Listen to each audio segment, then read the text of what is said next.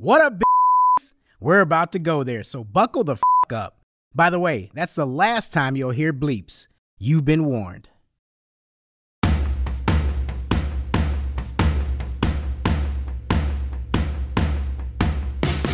Many of us were raised by more traditional parents, where we were to respect our elders, eat what was on our plate, and we expected a whooping when we misbehaved. Then we grew into adults and witnessed a totally different type of child, the one kicking the back of our seat on the airplane, or throwing a public fit with no parental intervention, the kid who receives a participation trophy for just picking their nose in the corner, or acting a fool and being praised as perfect. We've also seen this completely different parent than our own, the one who seems passive, if not permissive, the mom or dad who seems to be BFFs with the Hellraiser, as opposed to the guardian or authority figure. And so we've been told they're gentle parents. What is this new term? Is it a new everything goes style of child rearing? Or are there misconceptions about what we've come to know as gentle parenting? Spare the rod and use your words. We're about to get into the chaotic world of parenting. I'm your daddy, Matt, and this is the Going There podcast. 24 karat gold, Jesus fame, help me, help me. 24 karat gold, Jesus fame, help me, help me. It's the sign of the times, it's the end of days. I was waiting on you, you were waiting on me. It's the sign of the times, it's the end of days. Ladies and gentlemen, keep your arms and legs inside the car at all times, because we're going there. Taboo topics are back on the table. Well, I hope you're ready to come out of timeout because it is time to talk about parenting. Parenting styles more than anything because most of us here on the panel, we all grew up like 70s, 80s kids. The term gentle parenting only existed maybe in like a commune somewhere off in the middle of nowhere with a bunch of hippy-dippy people wearing tie-dye and going like, deodorant is bad, man. So I really want to talk about it today. But before we get into the discussion, let's introduce our panel of parents and people who work with children. I'm the only one who has no kids in my life, and that is the key to happiness. So starting on the end, Dr. Y herself, back for another episode. Hi, I am Dr. Jen Yensel. I am the owner of the Cole Center, a private practice, and I am a parent of 4 children. One of them who's in the studio here today, and she's crying in the corner because of all the horrible things her mom keeps saying about her. Brand new to the show for this episode is our good friend who actually helped do some casting earlier this season. Go ahead and introduce yourself. My name is Dave Ramnarine. I'm a parent of 1. He's a grown man now. Grandfather of 4. And a longtime coach. So I've seen plenty of kids and dealt with plenty of kids. Man, I didn't know you had 4 grandkids. Yep. 4 boys. You and Nick Cannon are going to be at each other's throats for that competition. Who will I be? should have worn my bonnet. Yeah. Herschel Walker's out there jealous of you somewhere. Oh, Lord. Returning from the Christmas episode is my favorite Jew. Thank you. My name is Erin Arroyo. I'm a government contractor and a mother of 1 very spirited 4-year-old. And my favorite spirited 4-year-old who never brings me baked goods, even though she promises them in vain, returning again for the 500th time, is Aunt Rach. Your favorite spirited 44-year-old. Oh, that's what I meant. That way. 44-year-old, yeah. My name is Rachel Adela. Thank you for having me back. I am a preschool teacher and an aunt to many, mom to none. So I have kids in my orbit, but none who call me mom. That's good. Yeah. That's as close as being a parent I would want to be, but that's just me. So this is probably the topic where I have the least amount of opinion other than just my own personal experience. And so I'm going to let you guys do a lot of the conversation, but I'll jump in and throw my opinion in there anyway, just to be an ass and to make this more entertaining. Let's start, before we get into it, with how were you guys raised? I'm assuming, being 70s, 80s kids, our parents, so I can tell you, like, we weren't so authoritative where it was like children should be seen and not heard, right? That was like their generation before that. We still talked about feelings and stuff in my family, but it was still like, you're going to get your ass whooped if you step out of line, and sometimes for not doing much. And I got hit with everything in the house that you could think of, hangers and belts and shoes and spatulas and books. And yeah. How about you guys? How were you raised? Well, Matt, I was raised with a lot of trauma. That's why I'm a therapist. I know how you were raised. We're kind of part of the same family, so you had the "what's the matter you" kind of parenting, right? We Get did. smacked. My mom just whatever, just come back by tomorrow. My dad was I could do anything. I could spit in his face, and he'd be like, "God, I love you." You're so pretty. So I had a big difference of parenting. But I think seeing every gender was treated very differently by every person in my family as well. It was very, very strange. So I wouldn't say I hate to use what I was called as parented. Yeah. I mean. Loose supervision? Yeah. Yeah. Yeah. That's not bad. Mm-hmm. I mean, you turned out successful, so that's a good thing. A lot of therapy. Highly lot recommend. Of therapy. Therapy is great. Dave, how about you? Well, I grew up. You grew up in Jamaica, right? No. I grew up here. I was the only one born here out of all my siblings. So my mother's side is Jamaican, my father's side is Trinidadian. So I got fire on both sides. But I grew up to island parents, and then trying to be an American, and you've got these ways, the old British colonies and how they raise their children. It was rough. I mean, now that I look back at it, at the time, I didn't think anything of it. It was just what it was. It was all you knew. It was all I knew. Yeah. I didn't get Did you get your ass whooped? Well, yeah, you got your ass whooped if you did something that deserved to get your ass whooped. Now, my father was a different situation. I mean, I guess he was the type that, he would tell you to do something, but then he wouldn't tell you how to do it. Right? He had no idea. And the next thing you're getting your ass whooped. You're like, wait a minute here. I have no clue what's going on. But you learn to adapt, and I understand now as I'm older, I understand why he was the way he was, and we'll get into that later on. But yes, we did get spankings, we did get whoopings. You got whooped with hangers, I got whooped with machetes. Jesus Christ. And I can show you how to do that after the show. There's a kink for everything. Aaron, how about you? I didn't get whooped. I could probably count on one hand the number of times I was even spanked. My parents were pretty supportive, but we also didn't talk a whole lot about feelings. Like, a lot of stuff kind of got shoved down. And I'm dealing with it as an adult. So that's fun.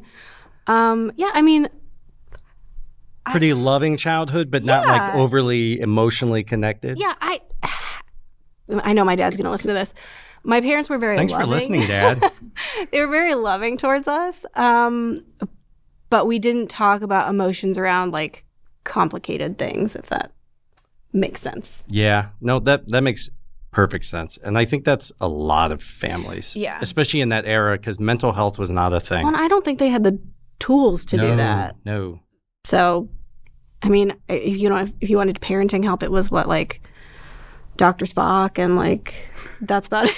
Yeah. So, yeah. They did their best.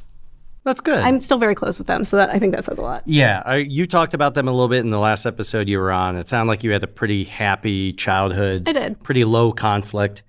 But I'll say, I think some conflict is good. I was joking around with somebody the other day. I was like, a little bit of trauma is good.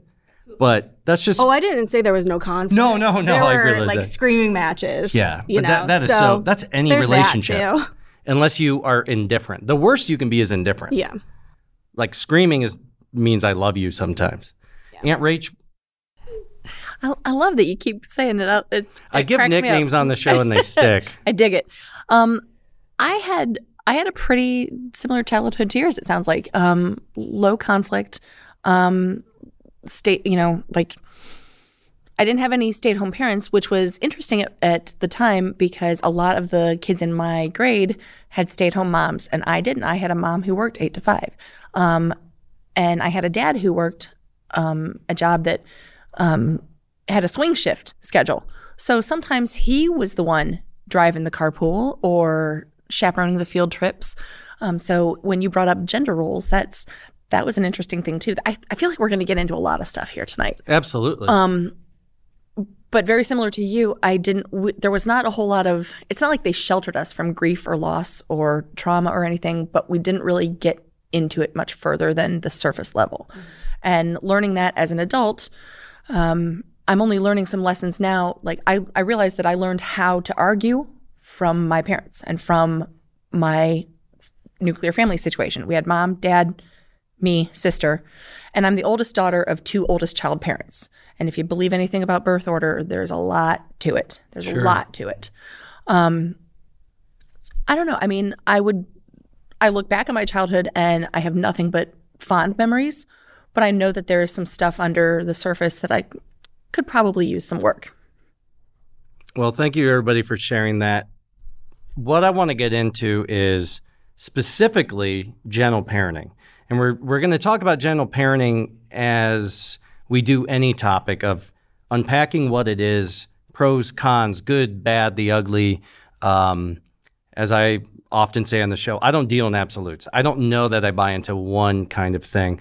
But, as far as authoritative on one end, the other side of the spectrum seems to be the gentle parenting. There's an article by the Cleveland Clinic, and they basically said, the goal of gentle parenting is to raise confident, independent, and happy children through empathy, respect, and understanding, and set healthy boundaries. And the style focuses largely on age-appropriate development. So it doesn't mean it's a one-size-fits-all for every age. And when we think about the traditional parenting styles are punishment and reward. And when you think about the punishment and reward, man, the first thing I think is, well, that's freaking religion right there. It's like there's a heaven, there's a hell. Which one do you want? So, I see flaws actually in all of it. But what I want to start talking about is Erin has shared with us before that she is practicing some form of gentle parenting. I do my best.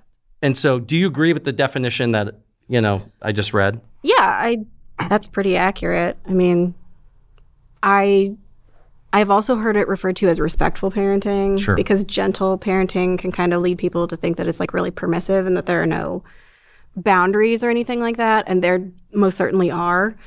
So yeah, I think that, like you said, it's kind of a fit it to your child, right? Because not every child's the same, and not every child is going to respond to everything the same. So we do a form of it, yes. What made you want to try this style of parenting as opposed to just, I'm going to do what my parents did, because why change what worked? I'm going to be really honest and say Instagram, because when you're a new parent and you're on like 0 sleep, you're very easily influenced by things you see online. But no, there are some accounts on social media that I really admired how they parent, and I was like, I could see that, and it's on Instagram. That means it must be real, and they're not hiding any of the facts. It's on the internet. It's on social media. I had a TikTok baby. Exactly, right. No, but it's just, I think every generation of parent wants to leave their children or child or whatever with slightly less trauma than they had. So just do a little bit better than your parents did. And so I kind of felt like we have more knowledge now about development and the psychology behind all of it. So why not put the science basically into practice? Yeah. And knowing as little as I do, I would probably have approached it the same way. I don't know that I would have gotten my advice from Instagram. Listen, I had 0 sleep and a crying baby. I got you. This is what happens. Well, yeah. And back in the day, it would have been like, oh, I need to call a cab and go to the library and rent a book. Right. So I get that. What are your guys' thoughts on what you know to be gentle parenting? Candid, please, candid. Well, I want to ask this question. Is gentle parenting, I'm not against it, because everything you said, I believe. I believe you want to leave your kids better off and give them a better life than you had. That's what my mom was saying as she was whooping my ass. She had a purpose. I mean, you do the best that you know how to do at the time. Yeah. And what I learned is that I had to, later on in life, as my son got older in his 20s, I had to apologize to him. I sat him down one day and says, hey, man, I'm sorry. I did the best that I knew how to do at that time. I'm not saying it was good. It wasn't good in certain instances. Yeah. And I was too hard. And I want you to know that I'm sorry and that, hey, you're getting ready to have kids. It's your job to do better than I did and take the things that you liked from what I gave you, because he will, to this day, if he was here now, he would say, thank you. You know, he came back later on and says, thank you for doing the things you did. It was rough. But now I see him with his kids, and who do I see? Me. And I'm going to tell you, as a grandparent, that tears me up. Yeah. It tears me up. And I'm the one, as much as you think I'm against this gentle parenting, I'm the one like, hey, Brandon, you're too rough. You're going overboard. Yeah. But then they were here this past weekend. Then when I see them and I see some of the things that they do and that they're allowed to do, it I don't want to say infuriates me. It gives me pause to say, hey, someone needs to step in here and show the kids what my son's not showing them. And be the adult in the room. And be the adult in the room, and because they're kind of unchecked. Yeah. And that's my fear. That's my only fear with gentle parenting. I have no issue with talking to kids respectfully. Each kid is different. I coach thousands of kids, and you have to reach them in a different way. You have to find a different way. That's where the challenge comes in. You could sit there like some of our parents who had trauma. They had trauma, and they were dealing with their own crap that they had no idea how to deal with. And then they've got you, and then now you are now the person that they're going to take it out on. Yeah, and it's absolutely. not because they didn't love you or they didn't care. Right. They didn't know any other way. Yeah, they didn't know how to deal with their own, and so they perpetuate it by putting it on you. And they're still like, but you don't know how bad I had it. And it's usually... And it's true. It's like, okay, it's a little bit like you've distilled it a little bit, but it's still kind of the same method. Well, and I think sometimes you really don't realize the level of trauma that you have until you have a kid. And then you're like, oh, this is triggering all of this shit in me. Because again, like I said, I try to do the gentle parenting thing. Like, my son is very spirited. He's also neurodivergent, so that, factors in. But I will lose my shit. Yeah. Like, I will snap and yell. And then I will have to regulate myself and say, okay, that he's 4. He doesn't know. But he got one of my triggers. He got one of my triggers, and I'm an almost 40-year-old woman. So I'm still learning how to deal with this stuff. And again, I didn't realize I was dealing with it until I had a kid. My son does the same thing. I'll hear him on the phone talking to his 11th month old. I was like, Brandon, do you realize this boy just came out? He doesn't know what you're talking about. He's new. He knows what he's talking. He knows he's smart. I says, Brandon, come on, man. I says, this other kid's 3 years old. This one's 5. This one's 6. What do you think they know? I mean, they're very smart kids. They know a lot.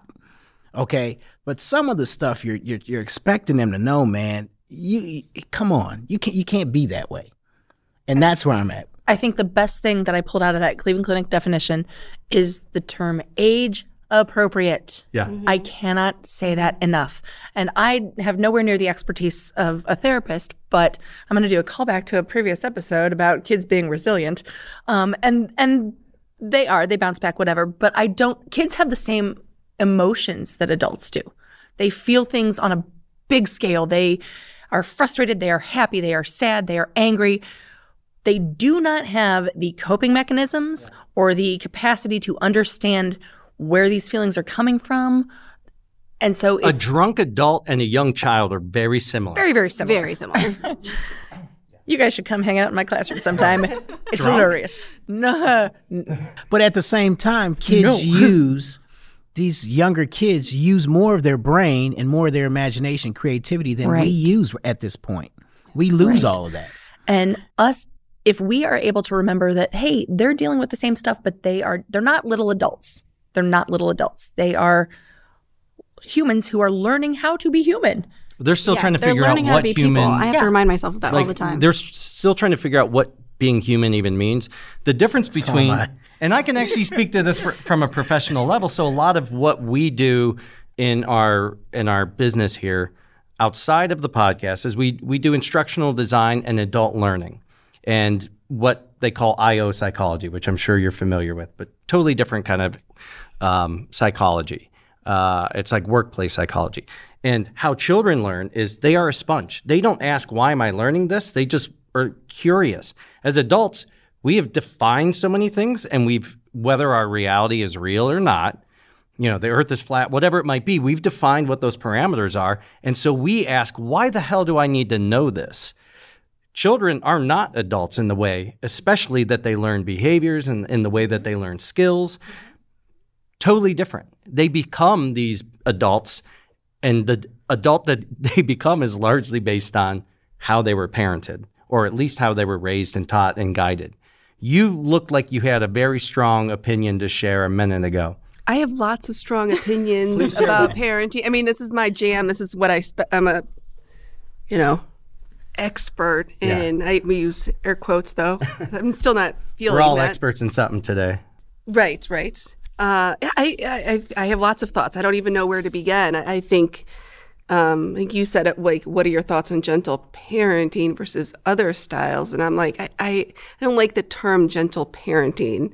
I think it's evidence-based parenting. I mean, I'm not sure why we call it something. This is science-based parenting. It's what we know.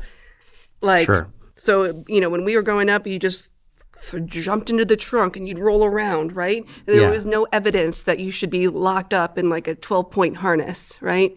But now that we know, we do it differently. Yeah. Right. So there's research now on parenting and outcomes in children's brains and attachment, and how do we interact with them, and what are those outcomes are. We know that. And so I think gentle parenting is like a pretty little term to put on that, but I think it's just using what we know from the research. I don't know who coined the term. I don't know either. But what I'll say is it feels like it was coined by the other side as kind of these kids are being babied. They're so kind of like, the ACA was Obamacare. They were doing man on the street, and people are like, no, I don't want that Obamacare. I got ACA. It's like, dude, that's the same thing. Like gentle parenting. There's lots of different terms for it. I'm sorry. But it's like you said, Aaron, you made the word you used, you said respectful parenting, because gentle sounds like it's permissive parenting. Right. And that so hits it huge. So it's not that it's not that permissive parent who allows their kid to kick your chair on the airplane and doesn't say anything to them. Right. Or that's not parenting. That's not parenting. No. So from Oprah Daily, there's a potential for parents to be too permissive and not set appropriate boundaries and expectations for behavior. Additional potential problems include indulging a child's emotions and behavior without guiding and teaching. So what they were saying is it's not perfect for everybody, and from the reliable sources that I've looked into. Oprah? Yeah, Oprah. Well, that's my mom. And Dr. so, I mean, how do you think I got this show? It's me, Dr. Oz, and Dr. Phil are going to do the next show. How come that you want to have a gay child? Someone please That's a pretty good Dr. Phil. Cut in like the. Basically, what they're saying is the typical failures were not because it doesn't work. It's because the parents don't want to do the work. Mm-hmm. Gentle parenting, as we have come to know it, is way more work than the old style of parenting, which was stop crying, asshole, or I'm not going to tell you how to do that. You figure it out on your own. The parents give up right away. The parents, instead of, it's like, I'm telling my kid not to do this and they keep doing it, screw it. Then go and do it. So it's not supposed to be overly permissive. That's not what it is. But I think the failure oftentimes, and of course you're going to have kids who have other behavioral issues, but the failure seems to be more commonly on the side of the parents. And that should not give the term gentle parenting, which mindful parenting, connected parenting, attachment-based parenting, you can like call it whatever you want to call it. I prefer evidence-based. So it sounds like we're not just like hanging out with our smudge stick, So I'm going to be their friend, not their That's parent. what I was going to ask. Stop Is it being their friend? No. No, I it's think not you have that. a Okay. relationship, right? I think the beauty of my kids are older is you get. Do you consider your mom your friend? Yes. You fucked up. Well, but see, I'm an adult and I consider my mom my friend at this caveats point. to that, though, Yeah. right? I'm joking You know what I mean? Her She looks so daughter who's hurt. in the studio is almost an adult, basically Right. an adult. As an adult, I am friends with my mom. That's exactly Yes. it. Like, Yeah. be their parent now so Yes. that you can be their friend Right. later. right. You transition from There it being is. little to to having an adult relationship, Exactly. and that's An adult relationship with respect and boundaries. So that we're not course. talking in the hypothetical, what does gentle parenting, as we've come to know, whatever name we give it, what does it actually look like? What are the differences from how we were raised? I think it's being intentional, Yeah. right? And so, like, I think As in not reactionary, but thinking about like what is if you're going, I think about going to the grocery store. It's always such a delight. I remember going to the grocery store with 4 kids under 6. Yikes. But you think like, what is my intention? My intention is to get groceries and to whatever. And I think gentle parenting is explaining to the kid, this is my expectations. We're getting groceries. We're not getting candy. We are doing this. We're not doing that. And being willing, the intention is, this is my goal. And if you sabotage, if you do this, we're going to leave. And parents have to be willing to leave that damn cart or not to engage in, can I have this? Can I have this? No. You know what I mean? Like you have to be, and I think being intentional is just everything that you do, knowing what your boundary is, knowing how you're going to handle it. And if you're really stressed out, it doesn't work. But I think it's knowing, what do I want to get out of this experience? and so it's not the removal of consequences, but it's more the removal of like this idea that you're going to mess up and I'm going to punish you. Is that accurate? Sure. And I think being prepared. I think like the grocery store example, I am prepared to leave a grocery cart if you act a fool. And I am not going to argue with you. I am not going to deal with you acting a fool. We're going to get up and go. We're not going to have groceries, and I'm not going to nag. It's just natural consequences. Right. And I My think gentle family would have parenting is a starved. lot, but a lot of We would have natural starved consequences. and died. Matt, then we just won't eat. And I'd be like, screw you, Mom. Oh, I wouldn't have said that though. I mean, natural consequences, what you just said, it's a huge part of my parenting. And I heard someone say, I don't even remember where it was, you don't have to be a gentle person to be a gentle parent. Like, if my son is messing around because, again, he's 4 and he jumps off of furniture, he does things he's not supposed to do, and I'm like, hey, if you do that, you're going to hurt yourself. Don't do that again. And he But does it again and he hurts course himself. they And do. I'm right. But I'm That's like, human nature. But I'm like, okay, that is a natural consequence of your actions. I'm still going to comfort you because I'm sure that hurt and it was scary, but we don't do that again because. In adult learning, we call that the ABC model, right? You got the antecedent, the behavior, and then the consequence. Right. But if you tell somebody don't touch the stove, it's going to be hot, of course they're like, okay.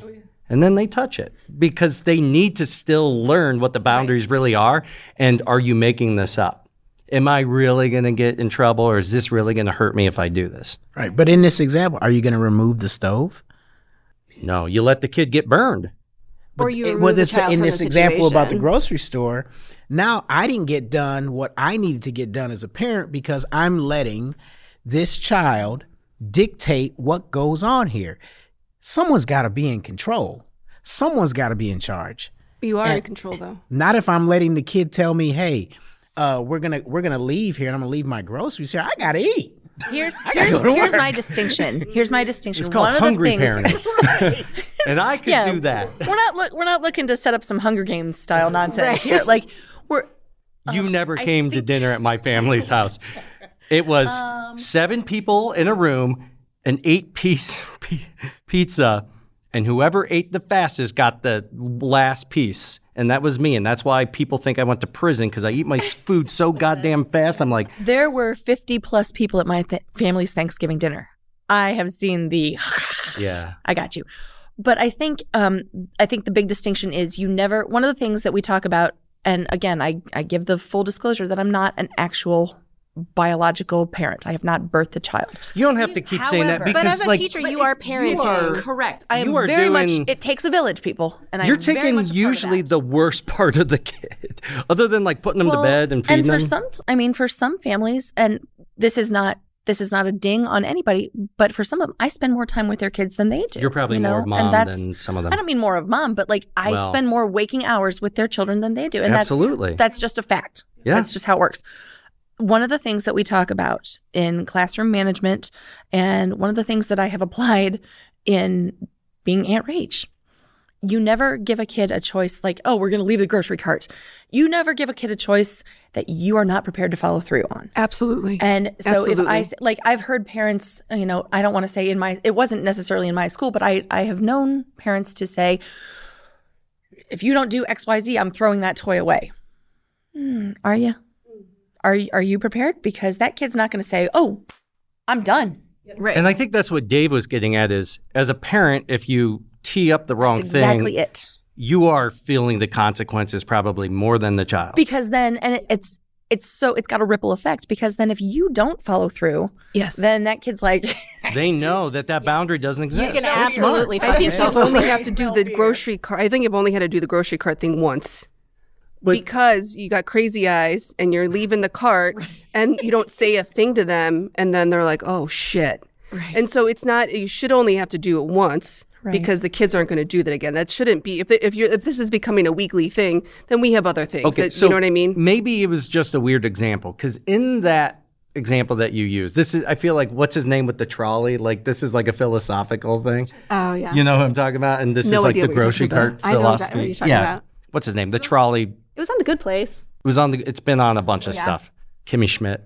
Anyway, so the idea of the grocery cart is who gives a shit because the kid probably doesn't care anyway. Was it just a random example, or do you think that they felt some form of consequence of you being like, we're going to leave? Why do they want to be there? You remember this happening? How'd you feel? I felt really bad because I snuck a bunch of food in there and I didn't get any of it. Mission accomplished. So she just said she felt really bad because she snuck a bunch of food in there and then she didn't get to eat the food. So your kids enjoyed the grocery store. I hated being dragged to the store. My mom's like, if you act up, we'll leave. We would have never gotten out of the car. See, but it's gentle parenting over time. So it they actually works. respected you is what you're saying. Oh. Yeah. So you were the parent where they were more scared about getting a bad look or you being disappointed in them than they were getting whooped. And I think that's the point of gentle parenting. It's the I long think game. It's the absolute. I think not the point, but I think the point of the grocery store thing is that if I say I'm going to do something, I'm going to do it, right? And you're ready to live with the consequences. Yep. And the consequences are going to affect the children more than you. They're going to affect me because I'm like, God, that's so embarrassing. But if I'm not prepared to teach my children, Yeah. I am not engaging in gentle parenting. I'm nagging and I'm resentful and I'm not teaching them anything. And I think that's the misconception that we get about this gentle parenting. As I orbit my life away, I've seen the universe. It's my day today, it's not your fault that I cannot describe my love. 'Cause you don't have an ocean that's deep enough for one. La la la la la. Okay, kiddos, it's time for some sing-alongs. Our musician spotlight is on Hand Plus Noise. They're a four-piece American blues folk rock band from Ohio, half comprised of a husband and wife duo who know all too much about parenting. Formed in 2020 and now hailed as the most surprising Tuesday afternoon performers in Cuyahoga Falls by that one guy at Jenks Building, Hand Plus Noise have played to every kind of person imaginable and have recently released their debut self-titled EP, available on all streaming platforms. They're currently working on a new album planned for an early 2024 release. For updates, you can visit their website at Hand Plus Noise, that's plus spelled out, handplusnoise.com. Or follow them on Facebook and Instagram at Hand Plus Noise. As I orbit my life away, I've seen the universe. It's my day today, it's not your fault that I cannot describe my love. 'Cause you don't have an ocean that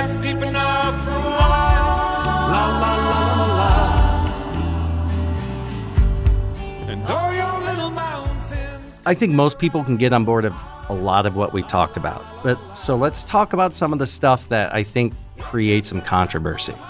Aaron, are you a gentle enough parent who does not tell their child no? Oh, he hears no all the time. Okay. Because there are some who, like, I got yelled. Gentle parenting. I got yelled at a long time ago. So we had friends and their parents were big time hippies. And one time I was like, the youngest was a baby and he kept like smacking me. Not like a baby. He was probably like 3. And I was like, stop, no. And she was like, we don't say no here. And I'm like,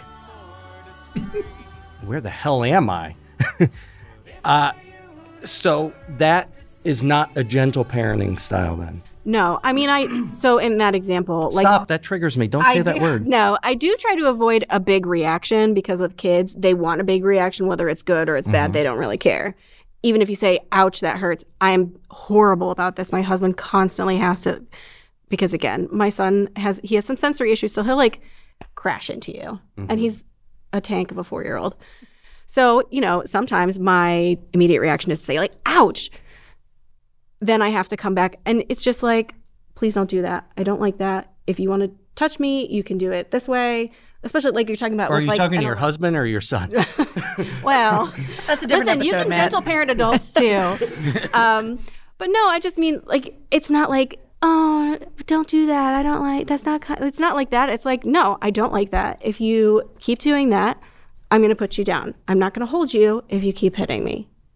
So what do you do if your child is throwing a tantrum, like screaming, stomping around, where, even the parents that spanked usually started with words.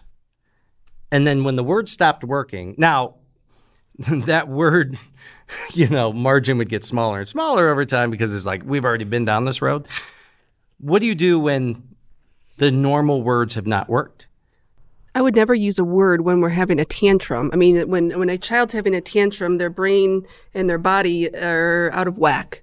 And so it's like negotiating with a terrorist. Like, but I think, outside of using a tranquilizer gun with them, understanding the science of it, that a child who is having a tantrum, just like an adult who's like losing their shit, like is not at a place to negotiate, is not at a place to be reasonable. So I am not going to mirror that. I think that's one thing is for a parent is like, you're having a tantrum. Like, how do I protect and not mirror? Because a lot of parents get mad and yell at the kid for having a tantrum. Like, the kid doesn't know what they're doing. We have to learn from that. So take a break. Like, go in the other room if your child's safe. Like, let them have a tantrum. What if they're like breaking shit? Well, I don't recommend having breakables when you have small children. No. Okay, what if they're taking a crayon and writing on the walls, or what if they're doing something destructive while they're having a tantrum? Yes. I guess I'm not afraid of the consequences. Like if they're drawing on the wall, like, what are my priorities? Maybe stop fucking screaming, and then we'll figure out the crayon. And so once we can get the kid calm, you can deal with the consequences of crayon on the wall. I mean, I can't try to control everything about this little person all at once. Again, you have to prioritize. What is my intention? What are the consequences I'm willing to do? And go ahead, you can scrub crayon all you want for the rest of the night. Like, it doesn't bother me at all. So just like terrorists and supervillains, escalation. That ain't gonna work. Escalation happens, right? Yeah. What happens when? Okay, so let's forget about this idea of this abstract term of gentle parenting. Scientifically, what does it say about spanking? Does it say absolutely never spank? There's no good evidence that it is helpful. I have yet to see. I'm open to research. I'm open to beating people. As adults, yeah, right. Or children. I mean, like, it's not that, like, it just hasn't, there has been no research on the cause and effect on what that does. Really, what it does is that it doesn't help them learn the lesson. So if you're having a tantrum and you're drawing on the wall and I smack you, well, now you're going to be afraid of me and I don't let you learn that lesson of don't be a fool and don't break the house. Now, you know what I mean? Like, I think, so gentle parenting kind of without spanking, it interferes with those natural consequences. So like normally I would say that's bullshit, but then the more I think about it, in a vacuum, it's easy to say. I do agree because, again, to go back to religion and parenting were tied hand in hand, still are. It's the idea that, like, I'm not going to do this because I don't want to go to hell. So it's more like a technicality as opposed to learning why you should act the right way and behave as a good person without just the fear of being punished, I guess. Yeah. So I kind of understand from that point, but kids aren't that smart. Man, let me look. Dave's had the smirk on his face. I can't wait till he says this. Look at me. I am evidence that spanking works. He is evidence that spanking works. Let me tell you something. When I broke Terry Hopkins' glasses by mistake, I was just playing around in 3rd grade and I broke his glasses and my mother called my father over to whoop my ass. Believe me, it worked. Message received. Message received. And I never touched anyone else's glasses again. And I'm 51 years old. So there's evidence there. But in the research, it's not there. I mean, there was no research analyst there going like, oh, well, but guess what? Dave has never broken another pair of glasses since 1978. The shit works. And my only rub with what I'm hearing is that I'm hearing that the children are in control. If you think I'm going to sit back and let you draw on my wall, are you out of your mind? That's not going to happen. The other thing was this. I got to go back to the shopping cart. I got to go back to this. Is the Going There podcast. I got to go back to Everyone's like, wait, there's pushback on here? Because I'm wondering, we said there's consequences. The young lady said, yeah, I felt bad because I didn't get to eat what I put in the cart. But did you go home and not eat? Those are the consequences. We didn't get groceries today. So sorry. We didn't get groceries today. Okay? We didn't get groceries. Authoritative parenting style and podcasting style. Just like bumping the table. So when we get home, no one's eating. You guys aren't going to eat. I'm going to eat. I got to go to work tomorrow. Oh, yeah. I got sent to bed without dinner so many Since you guys times. want to act a fool, guess what? When we go home, you got nothing. Go to bed. Those are consequences to me. As opposed to, oh, well, we just left some stuff there and now we're still going to eat. Are those consequences? Or are the consequences, hey, you're going to bed hungry? Which one? Thoughts?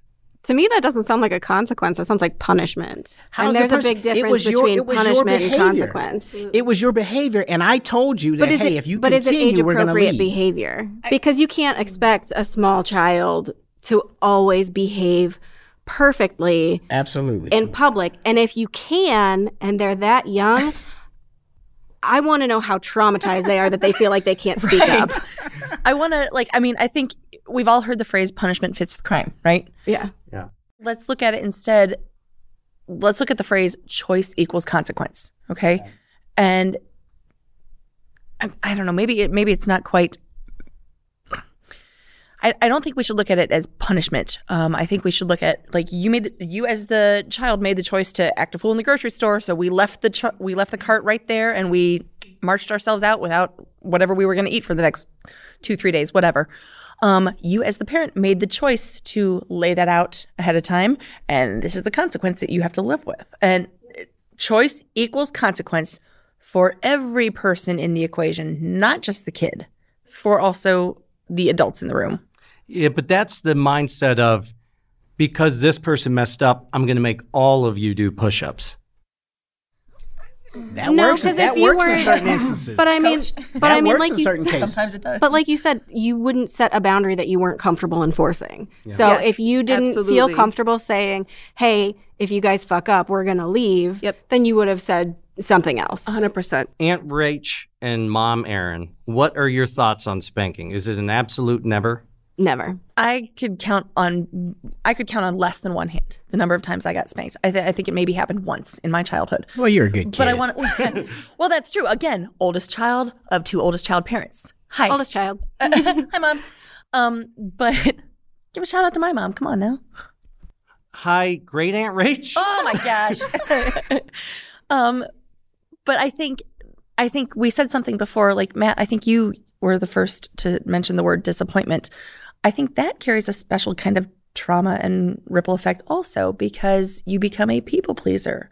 I don't want to disappoint people. And I was 30 years old before I learned that that was my trigger. Yeah. That the fear of disappointing people was the thing that was like, oh my God, I'm a good kid because I don't want to disappoint somebody. Is that different?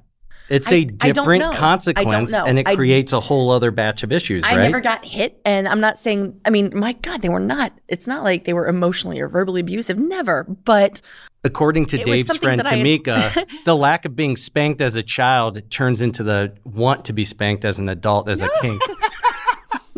I can't. There is no scientific evidence behind it, but it may have been my favorite freaking part of that episode. No, I think, I don't know. I don't know. And I wouldn't necessarily call it. So would you say in an extreme circumstance? Or would you say. I do not think there is a reason to raise a hand to a child, period. Can I say this? Can we all agree? And I am not saying that how you were raised was wrong. I'm just saying that it teaches Dave, kids. if your answer is wrong, they're all going to take turns spanking you. okay. But keep these good money for that shit on a Saturday night out in East Cleveland. Brian, please don't listen to the this. whole film crew for that. My question is this. Can we all agree that there are certain children that you don't have to spank? I have 4 grandsons, and I'm going to tell you something. They're all different. That is They are all 1,000% different. true. There are some kids you can sit down and talk to and be like, oh, okay, boom, and that's it. But I got one that he's going to push the envelope, man, and he ain't going to budge until you do something. So I just feel that, and I've worked with thousands of kids through coaching, and I'm not spanking them. Don't put my hands on kids. That's the first thing you learn at coaching. Shit, back in our day, you'd get spanked by the teacher, the coach, the nun. Well, back in the nuns, I grew up with that too. As far as I went to Catholic school from kindergarten to 12th grade, and you got spankings. I've heard stories. You got whipped by a sister, whatever, with the wood. You know, nail your hand with the ruler. I mean, doesn't that kind of bring the corporal punishment back to religion? Absolutely. Yeah, but my thing is, and I'll finish by saying this, is that there are some kids that you coach a certain way. Some kids you can yell at. Other kids don't respond to that. You don't yell at them. You kind of just talk to them, pull them to the side, and you get at them another way. Another kids you do this way. So you can't always. Dr. Y, is that an innate quality or is that a learned behavior? Is I it have nature no idea or what nurture? he's talking about. Okay. No, if you have different kids, you know, because I do. I have one particular child who's very beatable, for sure. You know which sibling I'm talking about. I don't think that's who I need to see. Well, I think here's the thing. You said something about we don't have control, and I think with gentle parenting with very firm boundaries, I have complete control, and I always felt like I have complete control over my kids.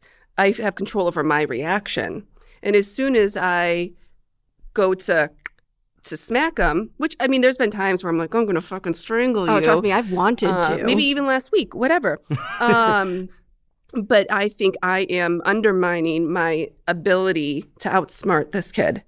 And if I undermine my ability, I don't also allow kind of this to learn why. I mean, kids who are misbehaving, they're doing it for a reason. Yeah. And behavior is communication. It's communication. Now, I don't want it.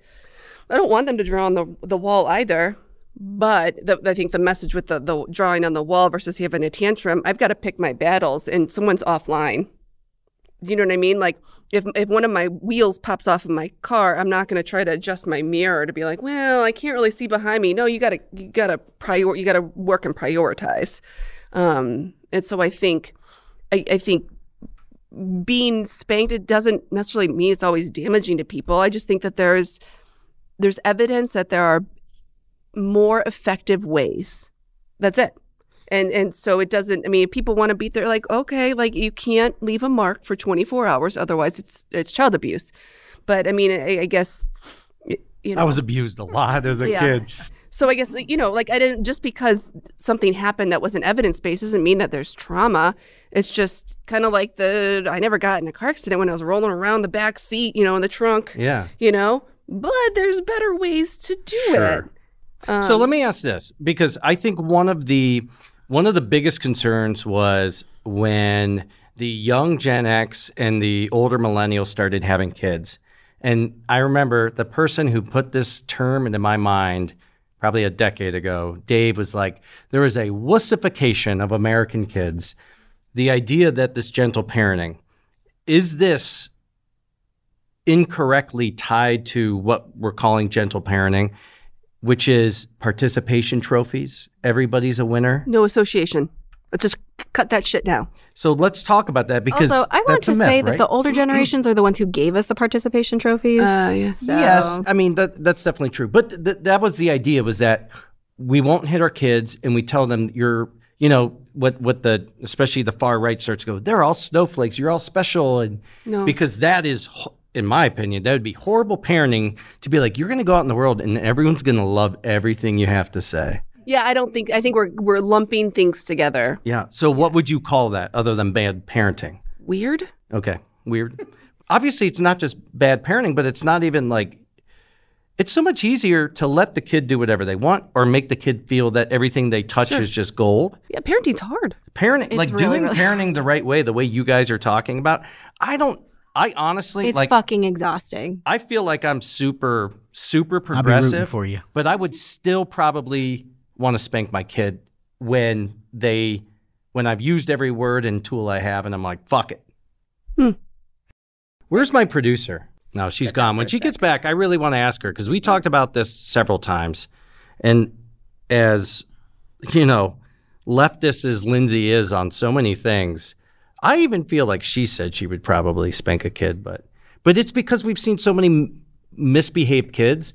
And those of us in society who don't have them see, oh, that's the gentle parenting. The kid who wants a participation trophy and a high five for showing up. Yeah.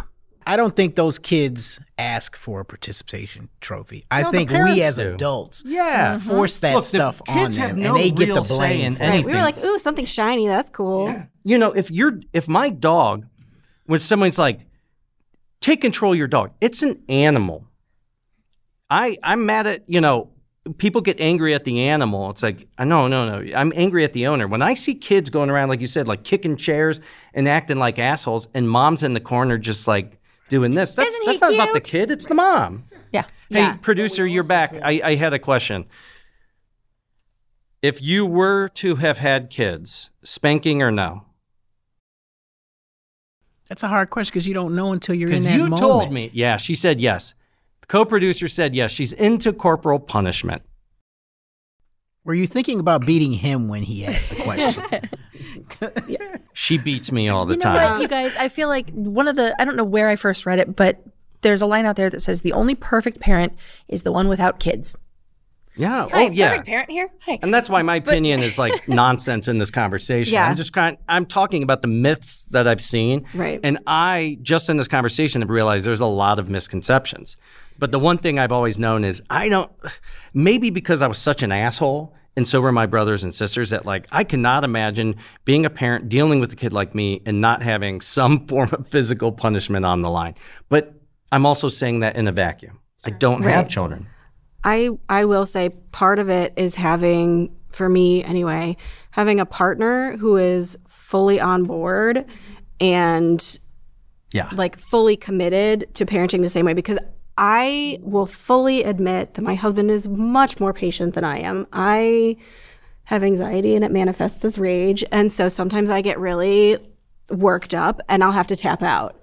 And then he comes in so I can get my shit together, because a dysregulated parent cannot deal with a dysregulated child. Right. You just can't. But going back to what you were saying about kids misbehaving in public, the things you were describing, yes, that is absolutely on the parents. But I also have to wonder how much of it is what society thinks of as appropriate child behavior, because I don't think that I agree. Society, they expect children to be little adults. Yeah. Seen, not heard. Right. It's just not that way. Like trying my to kid is going shush to be a loud. toddler when it's like they're not being bad. They're just making noises. They don't know. Right. They haven't learned our societal norms yet. Okay. Kid screaming on a plane. Stop. I've seen you on a plane. I've seen you on a plane. That's That what I is said. such bullshit You right can there. you can blame. I never said I am the template here. I'm just saying I get it. Right. Well, like Shut that fucking kid up. I want to use. I will stop this plane and throw you off. I want to use a plane as an example. So I flew. I recently moved back from being out of state. I flew with my then 14-month-old son from DC to And Ohio. did you just get dirty looks from everybody sitting around you? No, everyone Oh. was really kind. I always give the mom a dirty The way look. back, I was on a fully packed plane. So I tapped the guy in front of me on the shoulder. I said, "Hey, I'm going to apologize in advance. I've got a small child here. He may kick you. I'm going to do my best." And I had the guy next to me. I was like, "Hey, sorry." And I plied him with snacks the whole time. And he was mostly fine. And people were understanding because I was making an effort to address any behaviors that came up. And you were probably less anxious because you had a plan, Yeah. which your Right. kid probably picked up on as well. Right. Yeah. Exactly. Aunt Rach, what behaviors do you see on your side of the world with different parenting styles? You can probably tell what kind of parents they all are. And obviously you're not going to name specifics. So you can. My gosh. I think one of my biggest things is I probably fall somewhere in the middle. I'm not full on gentle and I'm not full on authoritative, put the hammer down. I probably fall somewhere in the middle. I don't know because I'm not in that situation, but I think that's where I would be. The thing that I keep going back to what I said before about being the adult in the room. And when I hear a parent say, "It's time to put your coat on," okay? No, you're giving that child a choice. You can say, "It's time to put your coat on." Period. That's a full sentence. And that expresses to the child, "It's time to put my coat on because we got to go somewhere. We're doing something." I don't get to say yes or no, I'm not going to, or I don't want to. Don't ask your child's permission. Be the adult in the room. And if you say, like I said, you better do XYZ or I'm going to throw this toy away, or I'm going to set a timer for 2 minutes and then the ding goes off and okay, another 2 minutes, but then that's really it. No, they're going to call your bluff every single time. And speaking as the teacher with 19 of them on my roster, take that and multiply it by 19. And they all come from very different households and very different backgrounds. And that's fine. That's what makes our classroom such a beautiful little family. And I really do love my little kiddos. I love them. But it makes it difficult because if you've got one kid who knows that they can push this much and just push this much further because it works at home, and then this kid who knows Miss Rachel said to do XYZ, so I'm going to do XYZ because that's what I do. There's a big push-pull in there. So find the happy middle, please. Right. On behalf of your children's teachers. Now, boundaries are important. Key. They're key. Like, if you throw that toy again, we're not going to play with that toy. Oh, you threw it. I see you're having trouble. Okay, we're going to put it up here until tomorrow. You can try again tomorrow. And that's exactly it. Right. It's not like this is the end of the line forever. You're never playing this Right. game again. It's, you know what? You had a tough day. We're going to try again. I said it today in my classroom today. I said, you know what? Today was tough. We'll try again tomorrow. Dave, being someone who's coached kids in sports for years, and obviously kids in sports, my dad coached. You also deal with all the family problems that are going on at home, all these things that are not part of the job, but you end up taking on. But what are some of the effects of different parenting styles that you've seen just in a competitive nature and just in kind of like a work ethic? It's what I've seen, and I'm glad I coach older kids now. Yeah, I've right. coached younger kids. Yeah, I've coached 4 You or coach 5 year adults. olds. I've coached right now I'm on the high school level. So I coach them anywhere from 4 to 18. And what I'm seeing with my high school kids is that I don't want to say wussification. I just think that they're a lot softer and they can't deal with the issues that the world brings to them. Like, give me an example. You talked about the failure thing. You learn more by failing than winning. Sure. I agree. I agree. Absolutely. So if you never allow these kids to have the consequences or punishment of failing, then they're never going to learn any lessons. So what I've seen, what I've learned in my years is that usually if there's an issue with the kid, first of all, you don't know what a kid's going through. Right. That's the first thing that you have to learn, is that you have no idea what they've gone through before they even get to you. Right. for sure. So you mentioned the word patience. You have to have a ton of patience. I've learned that patience helps and goes a long way. Don't assume, and I'm quick to assume because of my background. Right. And then I catch myself like, oh shit, I should have asked such and such. But it's never been in a way where it's really got at me, but I noticed it now. Sure. I fix myself now. Yeah. And in coaching, that's one of the best things. When you can teach a kid how to play and they can now learn how to fix themselves, now you've got it. Mm-hmm. So what's the difference between like a kid, let's say 10 years ago and now? How does the behavior show itself where you're saying that they don't seem to be open to this learning through consequence, through failure? The big thing I see now is that kids want to be like this. There's the competition level. So they'd rather be friends. Oh, they all want to be friends. Then like They all I want wanna to be make friends. I want to make the team over you. It's no more, I'm going to beat your ass, I'm getting that spot. Right. It's I can't do that to Matt. Matt, why would I kick Matt in the head and stop him from I want him to be on the team too, coach. I say to the kid, do you realize you're fighting for a spot here, or are you going to be sitting next to me eating Mike and Ike's on the bench? It's a really Which good one do candy, you though. want? That's a tough call. So most of them pick hay. Is that the one that you tried to hide in the shopping cart? Toothpaste? Toothpaste? Oh, bubblegum. yeah. Yeah. Okay. There you go. I could see that. Okay. So what are your thoughts on that? Do you think it's healthy to have a competitive nature where you're... Yeah, I was thinking, one of my kids is so competitive in everything, Yeah. but I can eat dinner faster than you. I think doing gentle parenting, like evidence-based parenting, your kids are getting resilience. And I think that there's a connection, there's this false connection that kids don't fail with gentle parenting. Kids fail all the time because of when we're doing evidence-based parenting. You fail, and I'm watching you fail because I am, taking your stuff. I'm letting you go to school with your pajamas on because you weren't ready in time. So you're going to learn resilience because that sucks. You didn't get ready in time. So, So you would say a healthy evidence-based parent would not only allow their kids to fail, but build into them this idea that like the world is competition. It doesn't mean you have to be a cutthroat asshole. yeah. But it's good to strive for the best. I think I'd rather my kids be nice. I think athletics is different, right? I mean, I think What about the workforce? I want my friend to get the job too, but there's only one spot. that's why I own a business, because I don't want to compete with anyone, Okay. and we can I'm all asking be the friends. wrong Yeah. person questions here. Yeah. No, I think there's a difference between competition and letting them have competition. But I think it takes confidence to want to compete. Well, and that's the thing. That's Like where we want to help as parents. scientific-based, evidence-based Yeah. parenting, whatever you want to Yeah. call it, is supposed to be based on building confidence, Yep. but not false confidence, because No. that seems to be what happens. I would That's call that not like gentle parenting. enabled parenting, That's not parenting, though. because that person is like, you're my world, you're my everything, you're my best friend, and I don't care what any girl says, you're the most handsome boy in the world.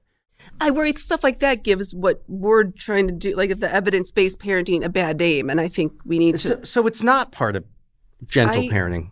I have never. I mean, as somebody, this is what I do for 'Cause a I living. think- I've never No. heard of Competition that. is good. It's good to be competitive. Sure. And some of us yeah. naturally are wired that way and Sure. some aren't. But the world is not rooting for you. You have to go out into it and survive. Right. And it doesn't mean that you should be an asshole and you need to be cutthroat. Yeah. But you still have, it's survival. Because otherwise, the trauma is going to happen in their adult life and they're not going to have the tools to be prepared to work through it. Huge. I think That's grades huge. are a big thing too. Like I Grade- yeah. think parents struggle really. Like I want you to have A's and B's. Well, you've just lost them. Like if you don't let your kids learn and fail and get the grades that they want, or I would say you're allowed to have boundaries. Like my expectation is you do this, this, and this, but I want you to care more about grades than I do. And I think parents fight. I want you to be competitive, but they don't want to be competitive. That's where you lose them. I want you to get good grades, but I'm okay with B's. I think there's the disconnection of expectations and desires and identity that makes our kids kind of just fall short. That makes a lot of sense. Like, you guys are selling me on it, not that it even really matters. So now when I see assholes running around and doing bad things and kids who should know better, one, I've always thought, well, that's bad parenting, but I don't now think it's gentle parenting. At least I know better. Now, I still kind of feel like a spanking should be like, it's the death penalty. Only in extreme cases, but I was an extreme child, so if I wasn't spanked, I probably would have never learned some of those lessons. That's just my opinion. I think too, there's probably, I'm sorry. No, you're fine. I think there's the elephant in the room of parenting during COVID. Oh my God. Sure. I mean, we could do a whole separate episode on this probably. But like, think about. Or how they didn't parent during COVID. Well, I mean, think about it. Like, all of a sudden, teachers and babysitters became so much more valuable because parents realized what they were doing, And what, you mean I gotta homeschool my kid all of a sudden and work from home and still do the laundry list of being a functional adult?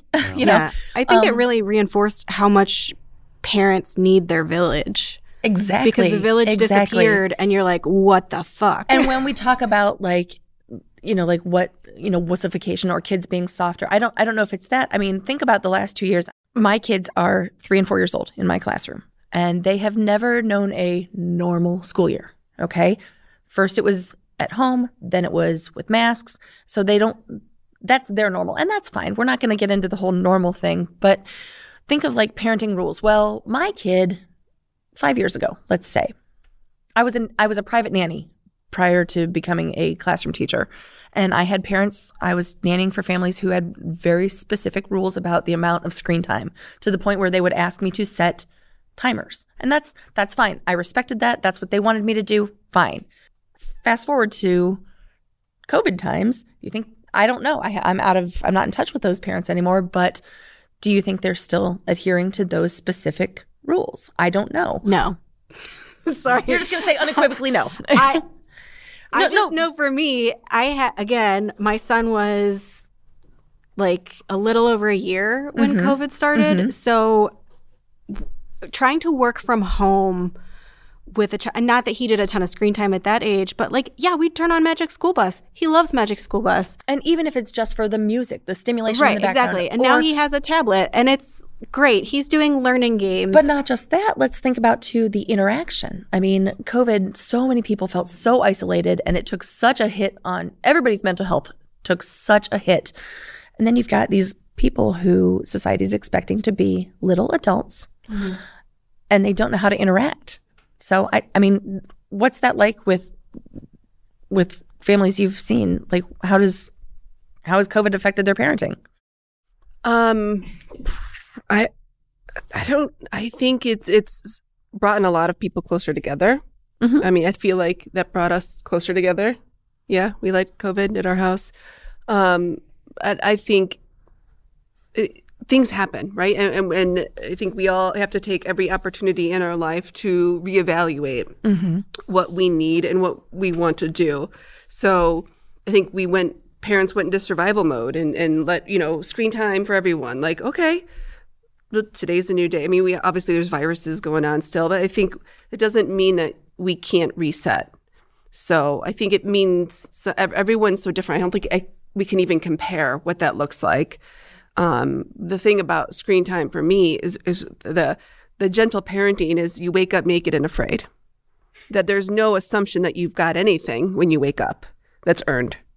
And I think that's something that people don't always understand about gentle parenting is that you don't have anything. It's all mine. I let you use it. And so you have to do these things to be able to have screen time. You have to be able to do these things in order to have all of these things. And I think those things build resilience. Those things bring hard work. Those things bring ethic and all of that stuff. So I think there's a way to keep doing what people have been doing when works for them. I think the biggest takeaway is the term gentle parenting is a relative term because they're saying it's gentle in context to spanking your child, but it's so much more work. And the hope for the outcome is that an emotionally stable and intelligent adult will come out on the other end who's ready to enter the world as a self-sustaining, normal human being, right? What none of us had the chance to be. Right. I'm working on it. I want to address that really quick because like I said earlier, this type of parenting for me is the long game. So I will put in weeks and months on something that my son is doing, and then he will do what I want him to do, and it feels like a huge victory, and it is the smallest thing. But I am raising a white presenting male, and I want him to be in touch with his emotions and be able to handle his emotions and, deal with all the things that come with that, because I don't want to raise a school shooter. Like, I don't. Right. And I know that's kind of a morbid thing to say. No, but you want to raise somebody who doesn't come with all this trauma empathy, and someone who can deal with his feelings and not like shove them all in and find incels on the internet and all of that. And I think it's important for you to know that you can have a child who's emotionally intelligent and be an athlete and, not and be resilient and like competition and all of those things. And I think a lot of times society thinks, oh, well, if you, are this way, then, oh, you can't be this way or that way. Like, I think there's a lot of misinformation. There's a lot of misinformation, and more than anything, there's a lot of incorrect association with the terms and the actual styles. Because even in this, we did some research and I've seen people who call it gentle parenting. I talked to my mom, Oprah. She told me all about it. And what I've learned is most of it is fake news. It's people. And she doesn't have a kid either. Listen, I like Oprah and she does good. When we look at research, it's not Oprah or Dr. Phil. It's I was evidence. pulling a quote. Okay. Jesus Christ. Now we're bringing him into Somebody wasn't spanked enough as a kid. So listen, thank you so much for tuning into this episode. Thank you for my panel for showing up today. And thank you for tuning in. Make sure to go to thegoingtherepodcast.com. Check out links to our socials, our YouTube. You can find us on YouTube now at the handle @thegoingtherepodcast. And thank you. Tune in again next time where Dr. Y is going to show up and tell me why I suck at being a podcaster. Thanks. Easy to do. Just kidding. While you're at it, give us a rating, share with a friend, and subscribe. You ought to know when you arrived in a flash of light. Our boomer parents taught us that we'd get the hand if we made too much noise, so don't make us say it again. Check out Hand Plus Noise for their current and upcoming albums and tracks at handplusnoise.com and at handplusnoise on Facebook and Instagram. This podcast is made possible by its hosts and Frame One Media in association with Joe Cowley and Bobby Thomas.